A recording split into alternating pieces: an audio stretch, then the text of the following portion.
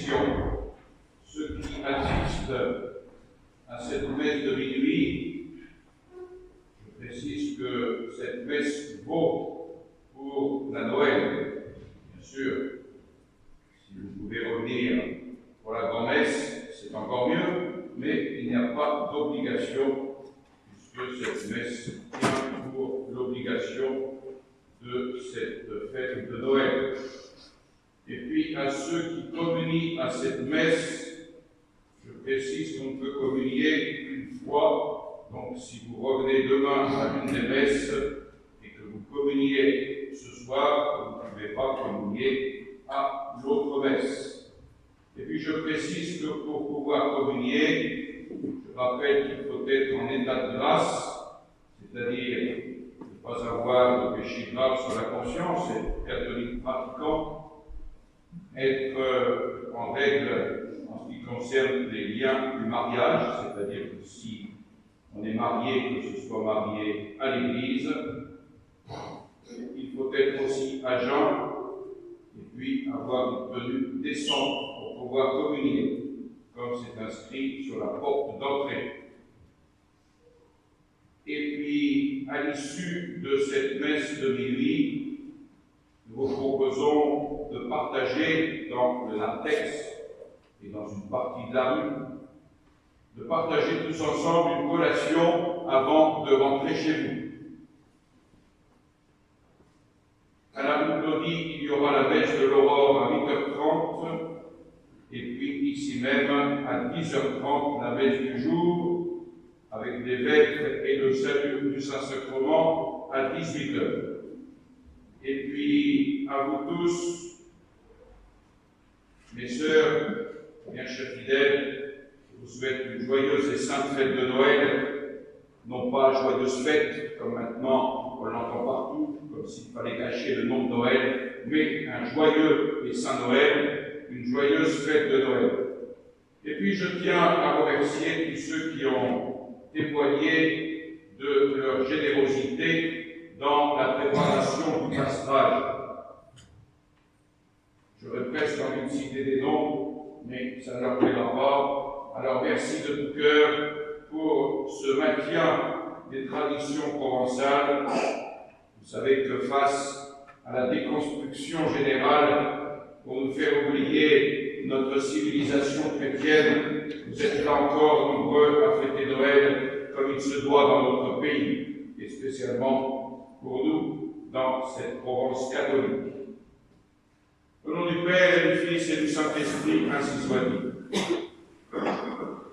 Eh bien, chers frères, il y a ce soir, cette nuit, un mystère de gloire et d'humilité. Rien n'est plus étonnant que le mystère de Noël, la gloire divine qui se manifeste sur terre, mais elle se manifeste dans la plus grande humilité. Les textes liturgiques des 3 messes de Noël, de minuit, de l'aurore et du jour, soulignent à volonté la grandeur et la petitesse de l'incarnation du Fils de Dieu. La gloire de Dieu éclate, car Dieu envoie son propre Fils, tout autant Dieu que son Père, et l'Écriture sainte est formelle. Le Seigneur m'a dit, tu es mon Fils, c'est moi qui t'engendre aujourd'hui. À toi la puissance au jour de ton triomphe. Dans les splendeurs des cieux, je t'ai engendré avant l'aurore du monde. Et c'est pourquoi, dès sa naissance, le Christ a droit à tous les titres d'un roi. Car le Seigneur nous est né, on l'appellera l'admirable, le Dieu fort, le prince de la paix, le maître des siècles, car son règne n'aura pas de fin. Le Seigneur est roi, il est revêtu de gloire, le Seigneur est revêtu de force, il s'arme de puissance. Et c'est à Saint Jean qu'il appartenait d'exprimer au mieux cette gloire de l'incarnation. Au commencement était le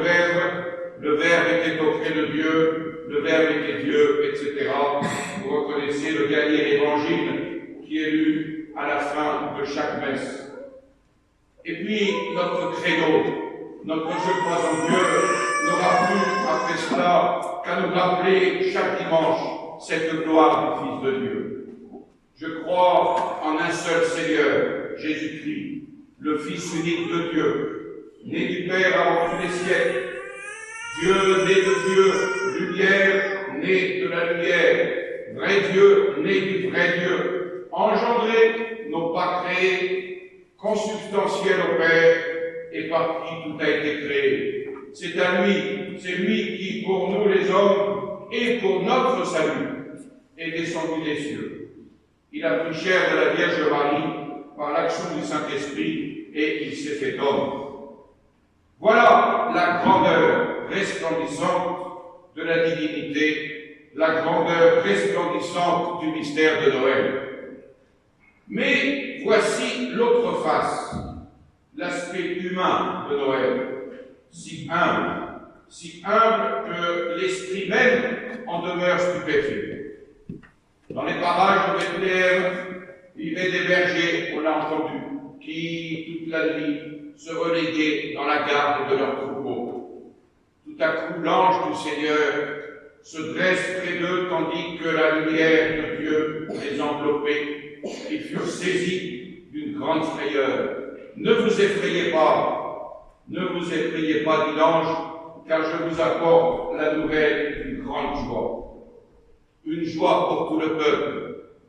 Aujourd'hui, dans la cité de David, un sauveur vous est né, c'est le Christ Seigneur. Vous le reconnaîtrez à ce signe, vous trouverez un nouveau-né enveloppé de l'ange et couché dans une crèche. Et cette apparition de l'ange et la lumière de Dieu qui l'environne, cela fait partie du merveilleux qui nous semble normal dès qu'il s'agit de Dieu.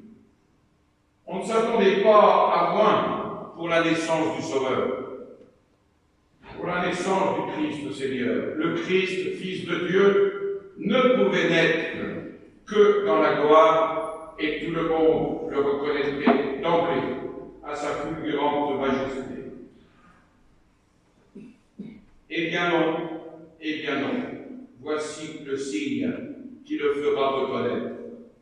Vous trouverez un nouveau-né enveloppé dans des langes et couché dans une crèche. Un nouveau-né semblable à tout autre, aussi prisonnier que les autres de ses langes et de son berceau, aussi dépendant de sa mère que n'importe quel autre. Où est alors la gloire éternelle du Fils de Dieu? Où est l'admirable, le Dieu fort, le prince de la paix, le maître des siècles?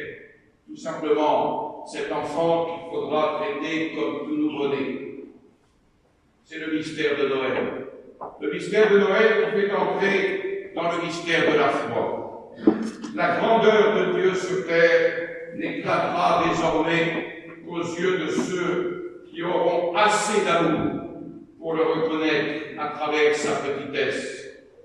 Des signes nous seront donnés de temps à autre, parce que pour que nous demeurions sûrs de notre foi, un ange, une étoile, une guérison, une multiplication des pains.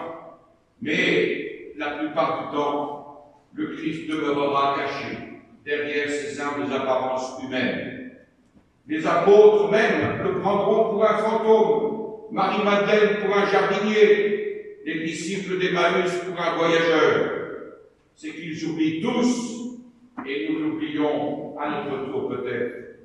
On le reconnaîtra à ce signe. Vous trouverez un enfant. Et seul l'enfant reconnaît immédiatement un autre enfant. Et ce sont des enfants, dit l'Évangile, qui, les premiers, ont reconnu et proclamé la descente du Christ.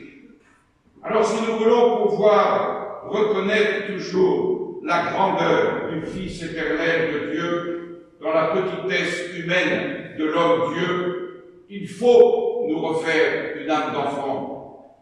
Aussi bien notre Seigneur Jésus-Christ ne l'a-t-il pas dit lui-même, si vous le ressemblez à ces petits, vous n'entrerez pas dans le royaume des cieux. Alors, la fête de Noël peut Elle nous fournit à la fois l'occasion et la grâce de nous refaire une âme d'enfant. Un enfant nous est né, sa souveraineté reposera sur ses épaules.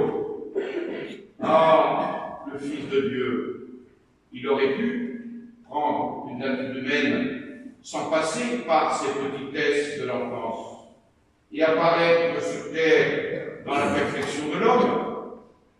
Mais il n'aurait pas été en tout semblable à nous, comme il voulait l'être, afin que chacun de nous, depuis le petit enfant jusqu'au travailleur, puisse vraiment le reconnaître comme frère. Aussi a-t-il choisi une mère, associant par là la femme à l'œuvre de notre salut, comme elle avait été associée à notre déchéance et à notre perte. Certes, cette mère, Dieu l'a choisie vierge, immaculée, enrichie de toute grâce. Et au jour de l'incarnation, l'ange messager de Dieu vient s'incliner devant elle, la salua, je vous salue Marie, pleine de grâce, et il lui annonça qu'elle était choisie pour être la mère de Dieu, le Rédempteur que le monde attendait. Et Marie donna son consentement. Et il est très important de ne pas l'oublier en cette fête de Noël. Ce fiat de Marie, il a été comparé par quelques pères de l'Église au fiat de la création. Le salut du monde, notre salut. Dieu a voulu le laisser dépendre de cette acceptation de la très sainte Vierge Marie. Et quand Marie a donné son consentement, s'est opérée cette merveille, l'incarnation, Noël, tout est là.